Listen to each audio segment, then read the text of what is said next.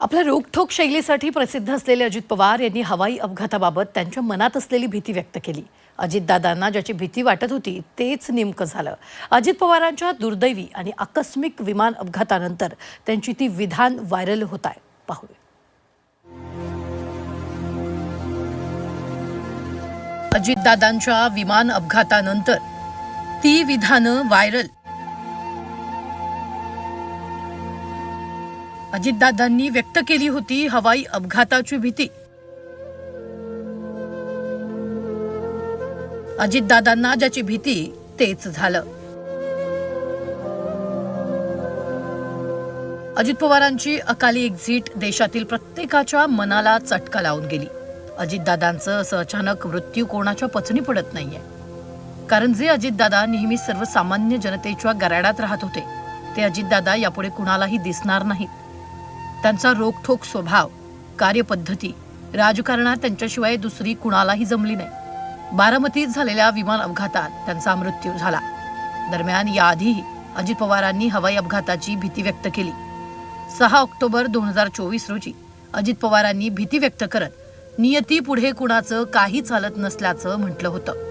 आज थोडासा उशीर का झाला तर हेलिकॉप्टर उडू शकत नव्हतं, ढगाळ वातावरण होतं आणि त्याच्यावर बाय रोड यावं लागलं. त्याच्यावर तिथं जास्त वेळ गेला नाही तर आतापर्यंत कार्यक्रम संपला असता. बरं, पायलटला म्हणलं बाबा असू दे ढगाळ वातावरण, चल जाऊया. तो म्हणला दादा गेल्याच आठवड्यात ढगाळ वातावरणात एक हेलिकॉप्टर पडलं आणि तिघाच्या तिघं वारलेली आहेत. तसं सांगितल्यावर आपला गप्पा बसलो, म्हणलं चला गाडीनं.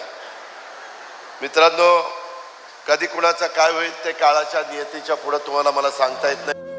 17 जुलै 2024 रोजी अजित पवारांनी हवाई यात्रा करताना अपघाताची भीती व्यक्त केली.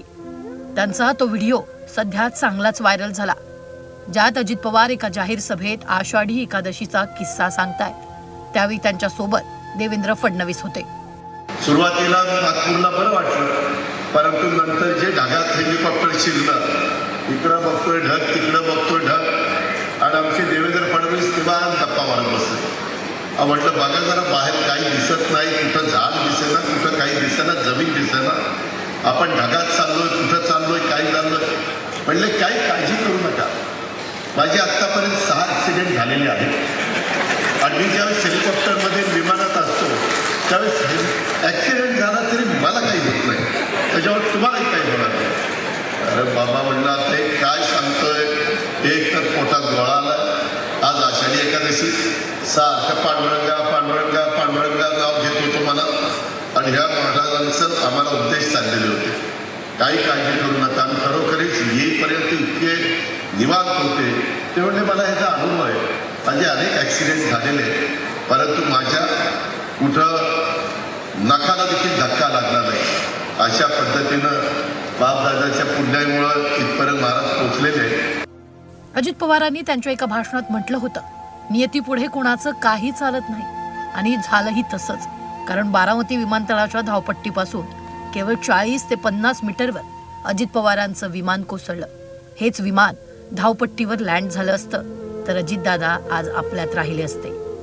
पण मित्रांनो, कधी कुणाचं काय होईल ते काळाच्या नियतीच्या पुढे तुम्हाला मला सांगता येत नाही.